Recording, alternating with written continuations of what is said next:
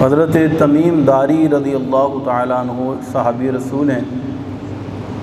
9 ہجری میں انہوں نے اسلام قبول کیا تھا۔ انہوں نے اور ان کے بھائی حضرت ابو نعیم رضی اللہ تعالیٰ عنہ، ان دونوں نے اکٹھے ہی تقریباً اسلام قبول کیا۔ بہت زیادہ عبادت گزار، ویسے تو صحابہ کرام سارے ہی عبادت گزار تھے، لیکن خاص طور پر یہ بہت زیادہ عبادت کرنے والے، زہد و تقویٰ پرہیزگاری والے تھے۔ بلکہ مسجد نبوی میں سب سے پہلے چراغ جلانے والے صحابی بھی یہ تھے۔ انہوں نے ایک مرتبہ رسول پاک صلی اللہ علیہ وسلم سے پوچھا، دین کیا ہے؟ دین؟ تو ارشاد فرمایا کہ الدین النصیحہ، دین تو سراسر خیر خواہی کا نام ہے۔ دین کیا ہے؟ خیر خواہی ہے۔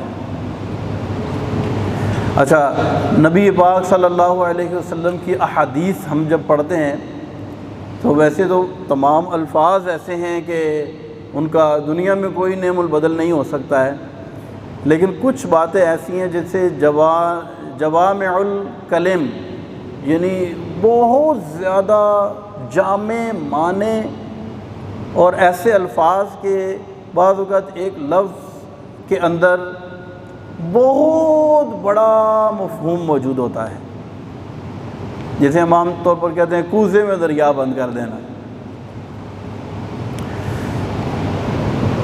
تو اسی کلام میں سے یہ ایک بات جس کو فرمایا الدین النصیحہ، دین تو سراسر کیا ہے؟ خیر خواہی کا نام ہے۔ تو پورے دین کو ایک کلمے میں سمو دیا۔ نصیحہ ویسے تو اس کا مطلب یہ ہوتا ہے کسی چیز کو گندگی سے، آلائش سے پاک کرنا، پیور کرنا، خالص کر دینا، لیکن اس کا ترجمہ ہم یہ کرتے ہیں خیر خواہی، کسی کی اچھائی چاہنا، کسی کا فائدہ چاہنا۔ یعنی اگر ہم کچھ دوسرے الفاظ کے اندر ہم اگر اس کو یوں کہیں کہ کوئی بندہ بڑا دیندار ہے، ہم کہتے ہیں نا کہ بڑا دیندار آدمی ہے، تو ہمارے ذہن میں یہ ہوتا ہے کہ وہ دیندار آدمی سے مراد کیا ہے؟ وہ نماز پڑھتا ہے، وہ زکوٰۃ دیتا ہے، اس نے حج کر رکھا ہے، اس نے داڑھی رکھی ہوئی ہے، تو ہم یہ کیا کہتے ہیں کہ یہ بندہ کون ہے؟ یہ دیندار آدمی ہے۔ تو اس میں کوئی شک کی بات بھی نہیں ہے کہ وہ بظاہر ایسے لگ رہا ہے کہ دیندار ہے، لیکن اگر صحیح معنوں میں اور آپ اگر دیکھنا چاہیں کہ ہم دیندار ہیں یا نہیں ہیں، تو کسی کے دیندار ہونے یا اس کے دیندار نہ ہونے کا معیار یہ ہے کہ وہ کتنا زیادہ خیر خواہ ہے۔ یہ اصل دینداری ہے۔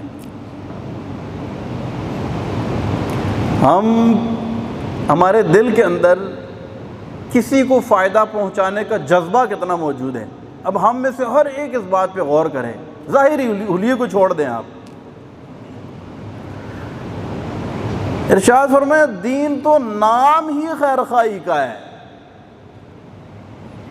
تو جس کے اندر جتنی زیادہ خیر خواہی پائی جائے گی، فرمایا وہ اتنا زیادہ گویا کہ دیندار ہے۔ پوچھا یا رسول اللہ خیر خواہی کس کے لیے؟ تو ارشاد فرمایا وَلِرَسُولِهِ وَلِكِتَابِهِ وَلِلَّهِ وَلِكِتَابِهِ وَلِرَسُولِهِ وَلِعَامَّةِ الْمُسْلِمِينَ وَلِأَئِمَّةِ الْمُسْلِمِينَ وَعَامَّتِهِمْ۔ ارشاد فرمایا یہ خیر خواہی اللہ کے لیے، اللہ کی کتاب کے لیے، اللہ کے رسول کے لیے، ائمہ کے لیے اور عام مسلمانوں کے لیے ہے۔ اب ظاہر ہے جب اس کی نسبت اللہ کی طرف کی جائے گی تو مطلب بدل جائے گا۔ اللہ تبارک و تعالیٰ کے لیے خیر خواہی کیا؟ اس کا مطلب یہ ہے کہ اللہ تبارک و تعالیٰ کے سوا کوئی معبود نہیں ہے، اس کو تمام خوبیوں کا جامع ماننا اور ہر عیب سے پاک ماننا یہ ضروری ہے، اس کو وحدہ لا شریک ماننا یہ ضروری ہے۔ کتاب کے لیے خیرخواہی کا مطلب کہ قرآن اللہ تبارک و تعالیٰ کا کلام ہے، اور یہ اللہ تبارک و تعالیٰ کی صفات میں سے ایک اس کی صفت ہے کلام، اور اس کے اندر کسی طرح کے رد و بدل کی گنجائش نہیں ہے، کوئی شک و شبہ کی گنجائش نہیں ہے، اور اس کے ایک حرف کے مقابلے میں بھی کوئی دنیا کا دوسرا حرف نہیں ہو سکتا ہے۔ رسول کے لیے کہ تمام رسول، تمام انبیاء کرام اللہ تبارک و تعالیٰ کی طرف سے بھیجے ہوئے اللہ کے بندے ہیں، اور خاص طور پر اس میں اور اگرچہ کہ بہت چیزیں ہیں، اور ایک یہ بھی ہے کہ ہمارے آخری نبی حضرت محمد مصطفیٰ صلی اللہ علیہ وسلم اللہ کے آخری نبی ہیں، اس کے بعد کسی نبی کا کوئی تصور نہیں ہے۔ ائمۃ المسلمین کے لیے خیرخواہی کیا ہے؟ اس میں ایک تو مسلمان حکمران، اور پھر علماء کہ ان کی تعظیم، ان کی بات ماننا، یہ ان کے لیے خیرخواہی ہے، اور عام مسلمین کے لیے خیرخواہی یہ ہے کہ کسی بھی مسلمان کو ہماری وجہ سے تکلیف نہ پہنچے، اور جہاں تک ہمارے لیے ممکن ہو ہم دوسرے کے لیے راحت اور سکون کا سبب بنیں، جس میں آگے اس کی پھر بہت ساری شکیں نکل آتی ہیں۔ جیسے انسان کی سب سے بنیادی ضرورت کیا ہے؟ بھوک، کھانا پینا، جس کے بغیر بندہ زندہ نہیں رہ سکتا ہے۔ اسی لیے آپ ہمارے جو صوفیہ ہیں، جو اہل اللہ والے، آپ ان کی صحبت میں بیٹھیں، ان کی کتابیں پڑھیں تو وہ کیا کہتے ہیں کہ طریقت بجز خدمت خلق نیست، طریقت بجز خدمت خلق نیست، ز تسبیح و سجادہ و دلق نیست۔ کہتے ہیں طریقت تو نام ہی اس چیز کا ہے کہ آپ کتنا خدمت خلق کرتے ہیں، اور اگر یہ خصوصیت آپ کے اندر نہیں ہے، بجز تسبیح و سجادہ و دلق نیست، پھر آپ کی تسبیح، آپ کا مصلی، آپ کی گدڑی جو آپ پہنتے ہیں، لباس، جبہ کبہ، یہ کوئی معنی نہیں رکھتا ہے اگر آپ کے دل میں لوگوں کی خیرخواہی نہیں ہے۔ طریقت بجز خدمت خلق، خدمت خلق کے بغیر طریقت کا کوئی تصور نہیں ہے۔ اسی لیے آپ نے دیکھا ہوگا کہ ہمارے پرانے جتنے بھی بزرگ ہیں ان کے ہاں کھانے کا اہتمام کیا جاتا ہے، کھانا ایک بنیادی ضرورت ہے۔ اسی لیے بابا بلے شاہ نے کیا کہا تھا کہ اٹ کھڑکے دکڑ وجے تتا ہووے چلا، آن فقیر تے کھا کھا جاون راضی ہووے بلا۔ تو یہ آپ کہیں بھی چلے جائیں گے تو آپ کو سب سے پہلے کیا ملے گا؟ جیسے ہم عام طور پر کہتے ہیں لنگر ملے گا۔ تو یہ لنگر کا کنسپٹ کہاں سے آیا ہے؟ خدمت خلق سے آیا ہے۔ اسی طرح جتنی بھی انسانی بنیادی ضروریات ہے، بلا تفریق، کسی کو راحت پہنچانا، کسی کو نقصان سے بچانا، کسی کی تکلیف دور کر دینا، کسی کی دل جوئی کرنا، کسی کا ٹوٹا ہوا دل جوڑ دینا۔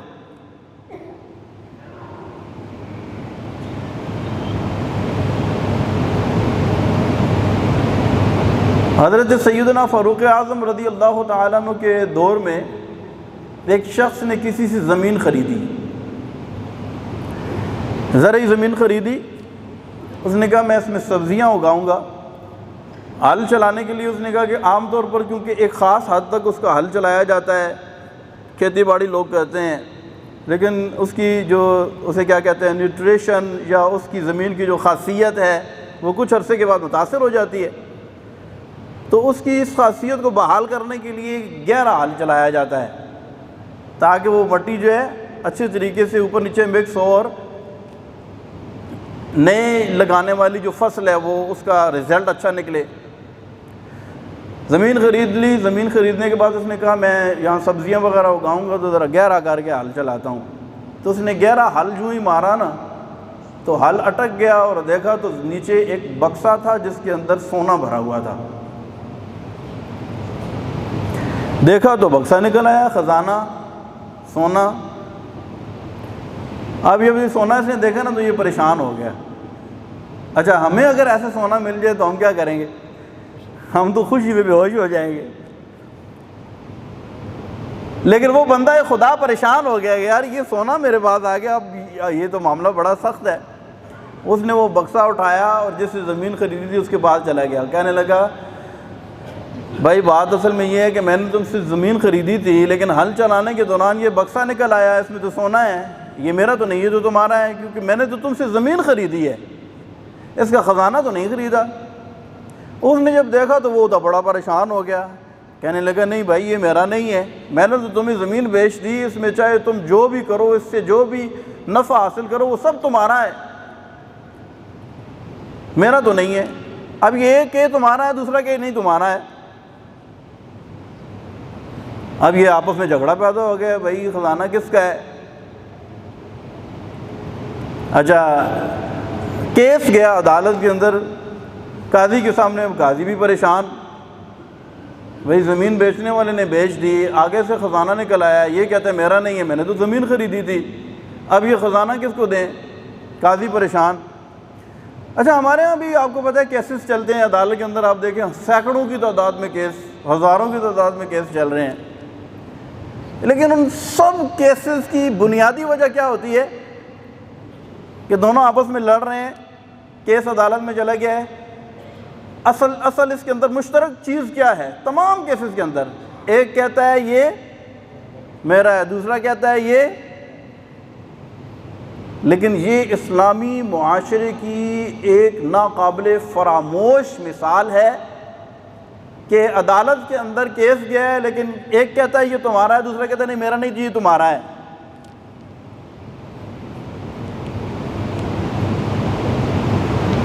اگر ہم اپنے دین کی اس خوبصورتی کو حاصل کر لیں جو اس وقت بدقسمتی کے ساتھ ناپید ہوتی ہوئی نظر آ رہی ہے، لیکن ہم یہ بھی نہیں کہہ سکتے کہ پوری دنیا کے اندر کوئی بھی اتنا ایماندار نہیں ہے کہ جس کے پاس کوئی چیز آ جائے اور وہ ڈر جائے یار یہ میری تو ہے نہیں، اب میں اس کا کیا کروں گا. پچھلے دنوں ہمارے مسجد کے اندر کچھ پیسے ملے، میرے مسجد کے ایک نمازی ہیں پہلی صف کے، ان کو وہ کیش مل گئی. اب وہ بڑے پریشان میرے پاس آئے، کہتے ہیں یہ تو مجھے پیسے مل گئے ہیں، اب مجھے بتائیں کہ میں اب اس کے مالک تک یہ پیسے کیسے پہنچاؤں گا. تو خیر کچھ دنوں کے بعد پھر وہ پیسے جو ہے نا وہ مالک تک جب تک پہنچ نہیں گئے انہیں چین ہی نہیں آیا. اتنی یقین کریں دلی خوشی ہوئی. میں نے کہا شاید ایسے ہی لوگوں کی وجہ سے یہ نظام چل رہا ہے ابھی، جو پریشان ہو جاتے ہیں یار یہ جب چیز میری نہیں ہے، جب یہ میری نہیں ہے تو میں اس کا کیا کروں گا. کیس عدالت میں پہنچ گیا، ایک کہتا ہے یہ خزانے سے بھرا ہوا، یہ سونے سے بھرا ہوا صندوق تمہارا ہے، دوسرا کہتا ہے نہیں میرا نہیں یہ تمہارا ہے. دونوں لڑ رہے ہیں. قاضی نے کہا کہ میرے پاس کچھ اس کا فیصلہ تو مجھے سمجھ میں نہیں آ رہا ہے، لیکن تھوڑی اس نے تحقیق کی تو پتہ چلا کہ ایک کے ہاں بیٹا جوان ہے، دوسرے کے ہاں بیٹی جوان ہے. قاضی نے کہا میرے ذہن میں ایک مشورہ ہے، اگر تم مانو ان دونوں کا آپس میں نکاح کر دو اور یہ خزانہ ان دونوں کو دے دو.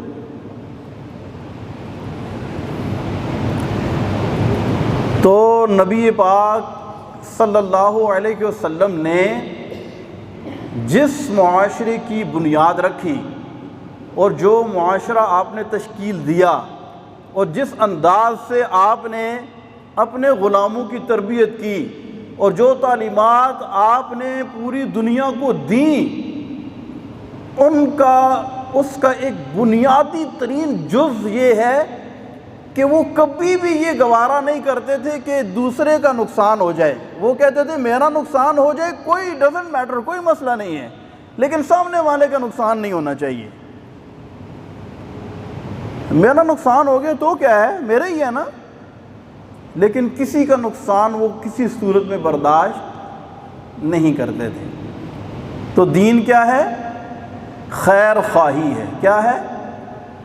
کسی کا اچھا سوچنا، کسی کا بھلا سوچنا، کسی کو فائدہ پہنچانا. اب میں اور آپ اس بات پہ غور کر لیں کہ ہمارے دل کے اندر یہ جذبہ کس قدر موجود ہے۔ ہم کتنا یہ سوچتے ہیں کہ ہمیں ہمارے بھائی کو، ہماری بہن کو، ہمارے پڑوسی کو، ہمارے دوست یار کو، کسی اور کو فائدہ پہنچے۔ تو میں اور آپ اگر چند چیزوں پر غور کریں کہ اس میں ایک چیز یہ ہے کہ جب ہم دعا کے لیے ہاتھ اٹھاتے ہیں تو ہم اپنے لیے کتنی دعائیں مانگتے ہیں، اپنے بچوں کے لیے کتنی دعائیں مانگتے ہیں، اپنے اہل و عیال کے لیے کتنی دعائیں مانگتے ہیں، اور اپنے دوست کے لیے کتنی دعا مانگتے ہیں، اپنے پڑوسیوں کے لیے کتنی دعا مانگتے ہیں، باقی لوگوں کے لیے کتنی دعائیں مانگتے ہیں۔ کیونکہ دعا وہ چیز ہوتی ہے کہ جس میں ہم چاہتے ہیں کہ یہ چیز مجھے مل جائے۔ تو ہم اپنے لیے تو دعائیں کرتے ہیں، لیکن ہم دیکھیں کہ اگر ہم دوسروں کے لیے دعا نہیں کرتے، اس کا مطلب یہ ہے کہ دوسروں کی خیرخواہی کا جذبہ ہمارے دل میں اس طرح موجود نہیں ہے جس طرح ہونا چاہیے۔ اسی طرح اسی لیے ہمیں یہ تعلیم دی گئی ہے کہ جب دعا مانگے تو سارے لوگوں کے لیے دعا مانگے، مغفرت کی دعا مانگے تو ساری امت مسلمہ کی بخشش کے لیے دعا مانگے۔ اسی طرح ہم اپنے روزمرہ کی زندگی کے معاملات کو دیکھیں تو ہمیں بخوبی اس چیز کا اندازہ ہو جائے گا کہ ہم کتنا یہ چاہتے ہیں کہ ہمارا فائدہ ہو، اور ہمارے مقابلے میں کتنا یہ چاہتے ہیں کہ ہمارے سامنے والے کا فائدہ ہو جائے۔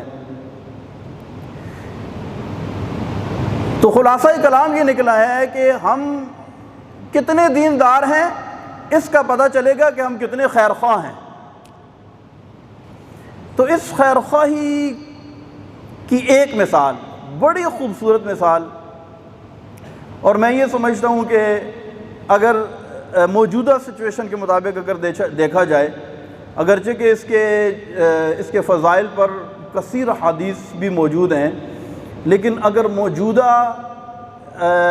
حالات کے تناظر میں اگر اس کو دیکھا جائے تو میں یہ ذاتی طور پر سمجھتا ہوں کہ شاید اس کا بہت زیادہ ثواب ہے۔ ہم کہتے ہیں نا ثواب حاصل ہو جائے، کیا کر رہے ہیں، صدقہ کر رہے ہیں، بھائی کیوں ثواب حاصل ہو جائے، نماز پڑھ رہے ہیں ثواب حاصل ہو جائے، ہم کسی کی مدد کر رہے ہیں ثواب حاصل ہو جائے، حج، عمرہ، زکوٰۃ، یہ چیزیں سبھی ہم کیوں کرتے ہیں؟ ثواب مل جائیں، نیکیاں مل جائیں، اور اللہ تبارک و تعالیٰ کی رضا نیکیوں کے اندر پوشیدہ ہوتی ہے، ہمارا رب ہم سے راضی ہو جائے، یہی ہم چاہتے ہیں۔ تو میں یہ سمجھتا ہوں کہ یہ ایک نیکی کا کام ایسا ہے جس کا فی زمانہ بہت زیادہ ثواب ہے، بہت زیادہ ثواب ہے۔ اگر ہم سب لوگ کریں گے انشاءاللہ، سارے کریں گے، اتنا مہنگا کام نہیں ہے لیکن اس کا ثواب بہت زیادہ ہے، اور وہ ثواب ہے درخت لگانا۔ کیا ہے؟ اب اس درخت لگانے کے فوائد کتنے ہیں، اور درخت لگانے والا دوسروں کا فائدہ کتنا سوچ رہا ہے، اس کا اندازہ آپ اس چیز سے لگائیں کہ رسول پاک صلی اللہ علیہ وسلم نے ارشاد فرمایا کہ اگر کسی کو پتہ چل جائے کہ اگلے لمحے قیامت آنے والی ہے، اگلے لمحے کیا ہے؟ یہ دنیا ساری ختم ہو جائے گی، بس یہ اگلا لمحہ ایسا آئے گا، یقینی طور پر اگر کسی کو پتہ چل جائے کہ اگلے ہی لمحے یہ دنیا کیا ہو جائے گی؟ ختم ہو جائے گی، فرمایا اس حالت میں بھی اگر کسی کے ہاتھ میں کوئی درخت کی بیل یا کوئی شاخ ہے تو اس کو چاہیے کہ وہ زمین میں اس کو گاڑ دے اور اس کو بو دے، حالانکہ اس کو یقین ہے کہ اب دنیا کیا ہو جائے گی، اس سے کوئی استفادہ حاصل کرے گا نہیں، لیکن اس کے باوجود اس کی اہمیت کو اجاگر کیا کہ جب تمہیں پتہ چل جائے کہ دنیا ختم ہونے والی ہے پھر بھی تم کیا کرو، کیونکہ ہمارے نبی پاک صلی اللہ علیہ وسلم رہتی دنیا تک کے لیے نبی، اور آپ کی تعلیمات ہر آنے والے دور کے لیے ریلائبل اور فائدہ مند، تو آپ کی تعلیمات کا یہ جز اگر دیکھا جائے، درخت کے بارے میں نبی پاک صلی اللہ علیہ وسلم نے ارشاد فرمایا کہ جو بندہ درخت لگاتا ہے، اس درخت کے لگانے کے بعد اگر اس سے کوئی پرندہ کھاتا ہے، کوئی جانور کھاتا ہے یا انسان کھاتا ہے تو لگانے والے کو صدقے کا ثواب اللہ تبارک و تعالیٰ عطا فرماتا ہے۔ درخت ہم لگاتے ہیں، اس کے سائے میں بیٹھنے والے کو جو راحت ملتی ہے اس کا ثواب درخت لگانے والے کو، درخت کے اوپر پھول لگتے ہیں، اس پھول سے شہد کی مکھی رس چوس کے جاتی ہے، شہد بناتی ہے، وہ شہد آگے لوگ استعمال کرتے ہیں، درخت لگانے والے کو ثواب۔ اسے کہتے ہیں صدقہ جاریہ۔ ایک تو صدقہ ہوتا ہے نا، ہم دے دیں ہمیں ثواب مل جاتا ہے، لیکن یہ کیا ہے؟ صدقہ جاریہ ہے۔ اور آپ کو پتہ ہے کہ یہ موسم ہے درخت لگانے کا۔ تمام حضرات میں بھی انشاءاللہ نیت کرتا ہوں، سب حضرات، کیونکہ ہمارے ہاں جمع غفیر ہوتا ہے، ایک لوگوں کی تعداد ہے، اور الحمدللہ سارے اچھے باشعور پڑھے لکھے لوگ ہیں اور سمجھدار ہیں اور معاملے کی نزاکت کو بھی سمجھتے ہیں۔ اسی لیے ہم نے پچھلے دنوں پانی کی اہمیت پر بھی بیان کیا تھا۔ تو اب یہ اس وقت درختوں کے لگانے کی بہت سخت ضرورت ہے۔ گلوبل وارمنگ کو کنٹرول کرتے ہیں، درجہ حرارت جو روز بروز بڑھ رہا ہے، یہ درخت لگانے سے کم ہوتے ہیں۔ پھر آپ کو پتہ ہے کہ پہلے دور کچھ اور تھا، اب دیکھیں گاڑیاں کتنی ہو گئی ہیں روڈ کے اوپر، کتنی پولوشن ہے، ماحول کے اندر کتنی آلودگی ہے۔ اس کو کم کرنے کا کوئی ذریعہ نہیں ہے سوائے اس کے بظاہر، جو اگرچہ کہ کچھ اور بھی ہیں، لیکن ایک بڑا ذریعہ یہ ہے کہ ہم زیادہ سے زیادہ درخت لگائیں گے انشاءاللہ سب درخت۔ اس وقت جو ہے شجر کاری مہم آپ اپنے گھر سے سٹارٹ کریں، اپنے بچوں کو لیں، آپ بچوں کے ساتھ ایکٹیویٹی کریں، بچوں کو لے جائیں، آپ درخت خریدیں، آپ کسی بھی نرسری میں چلے جائیں، درخت خرید کے لائیں، اپنے گھر میں درخت لگائیں، اپنے صحن میں درخت، جہاں بھی اویلیبل آپ جو ریزنیبل جگہ ہے وہاں پر آپ درخت لگائیں۔ کم از کم ہر بندے کو چاہیے کہ ایک درخت تو ضرور ہی لگائیں۔ میرا خیال ہے کہ ہم سب اگر ایک درخت لگائیں گے تو ہزاروں درخت لگ جائیں گے، اور یہ وہ صدقہ جاریہ ہے جو خالصتاً ہم اب یہ دیکھیں انسان کے لیے، جیسا کہ ہم نے مثال دی کہ کھانا پینا یہ انسان کی کیا ہے؟ بنیادی ضروریات ہے، اور اس کے لیے ہمارے بزرگان دین بڑا اہتمام کرتے تھے کہ کسی کو کھانا کھلا دیا، کسی کا پیٹ بھر دیا، اس کا مطلب یہ ہے کہ بس اس کی پیٹ کی آگ بجھا دی، ہم نے بہت بڑا ثواب کا کام کیا۔ لیکن میں یہ سمجھتا ہوں کہ درخت لگانا ایسا ہے گویا کہ آپ لوگوں کے سانس لینے میں ان کو راحت پہنچا رہے ہیں۔ ایسے ہے نہیں ہے، مجھے بتائیں، درخت لگانے سے درخت کیا خارج کرتے ہیں؟ آکسیجن خارج کرتے ہیں، کاربن ڈائی آکسائڈ کو جذب کرتے ہیں۔ اب یہ آکسیجن جب زیادہ مقدار میں خارج ہوگا تو مجھے یہ بتائیں کہ سانس لینے میں آسانی ہوگی یا مشکل ہوگی؟ آسانی ہوگی نا۔ تو گویا کہ آپ سانس لینے میں آسانی مہیا کر رہے ہیں، کتنا بڑا ثواب جاری ہے۔ اسی لیے ہم نے کہا کہ شاید ہم اس بات کو تصور بھی نہیں کر سکتے کہ کتنا بڑا ثواب ہے، اور عین ممکن ہے کہ ہم اللہ کی رضا کے لیے، مخلوق کی بہتری کے لیے ایک درخت بھی لگائیں، وہ نقطہ نواز ذات جو کسی کی محتاج نہیں ہے، وہ ہماری اس نیک نیتی اور اس کی مخلوق کے ساتھ اس خیرخواہی کے جذبے کے صدقے میں ہمیں ہمیشہ کے لیے بخش دے۔ کر سکتا ہے نہیں کر سکتا؟ وہ کر سکتا ہے نا، وہ بڑی کریم ذات ہے۔ اللہ تبارک و تعالی ہمیں عمل کی توفیق عطا فرمائے۔ انشاءاللہ ہم سب درخت لگائیں گے انشاءاللہ، اپنے بچوں سے بھی درخت لگوائیں گے، جہاں جہاں تک ہماری پہنچ ہو سکتی ہے، جہاں جہاں تک ہماری چلتی ہے، جس جگہ اٹھیں بیٹھیں کہیں بھی جائیں، جہاں تک ممکن ہو اس چیز کو عام کریں۔